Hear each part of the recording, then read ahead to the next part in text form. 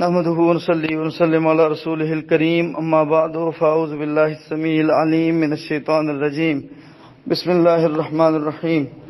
بھائی جو شخص ایسے ممالک میں رہتا ہے جہاں پہ غیر مسلم اکثریت ہی ہے اور وہاں کے قانون اور اصول اور دستور جو ہے وہ انہوں نے اسلام کے منافی چند اصول بنائے ہوتے ہیں، رکھے ہوتے ہیں، تو ایسی صورت میں واجب اور ضروری نہیں ہے کہ آپ نے گائے ہی ذبح کرنی ہے۔ آپ 2 بکرے ذبح کر لیں، آپ اونٹ میں حصہ ڈال لیں، ٹھیک ہے، آپ احتیاط کریں، فتنے سے بچیں۔